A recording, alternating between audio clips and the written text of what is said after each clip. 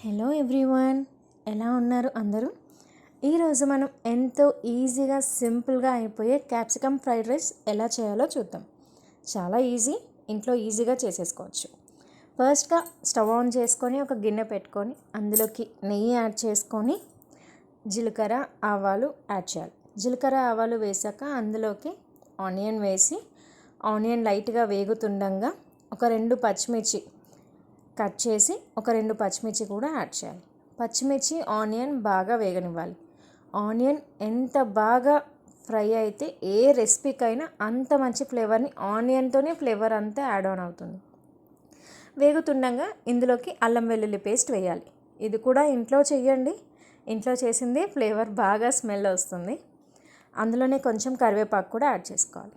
అది వేగుతుండగా మనం ఒక పెద్ద సైజ్ టొమాటో తీసుకొని చిన్న పీసెస్గా కట్ చేసుకొని పెట్టుకోవాలి. చిన్న పీసెస్గా కట్ చేసుకుంటే త్వరగా ఉడికిపోతుంది. అందులోకి ఒక పెద్ద సైజ్ టొమాటో యాడ్ చేసి బాగా వేగనివ్వాలి. టొమాటో ఎప్పుడు మనం యూస్ చేసినా లైట్గా సాల్ట్ వేయాలి, సో దట్ టొమాటో అనేది త్వరగా మెత్తగా అయిపోయి ఉడుకుతుంది. సాల్ట్ మనకు తగినంత వేసుకొని అందులోకి కూడా కొంచెం పసుపు కూడా యాడ్ చేయాలి. ఇప్పుడు మొత్తం ఫ్రై అవుతుండగా ఒక 5 minutes పడుతుంది. మొత్తాన్ని ఫ్రై అవుతున్నాక అందులోకి మనం ఒక 3 క్యాప్సికమ్ తీసుకొని స్లైసెస్గా కట్ చేసుకొని క్యాప్సికమ్ యాడ్ చేసుకోవాలి. క్యాప్సికమ్ ఎంతోసేపు పట్టదు.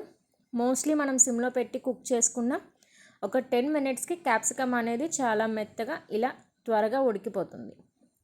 సో ఇప్పుడు అందులోకి మొత్తం ఉడికాక కొంచెం కారం, పొడి కారం అండ్ గరం మసాలా, ఎందుకంటే మనం చేస్తుంది ఫ్రైడ్ రైస్ కదా, so garam masala is must and should add చేసుకొని కొత్తిమీర కూడా యాడ్ చేయాలి.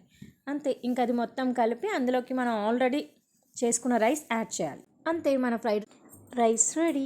మీరు ట్రై చేయండి తప్పకుండా, మీ ఇంట్లో అందరికీ మా వీడియో కనుక మీకు నచ్చినట్టుంటే please like and subscribe to our channel. Thank you.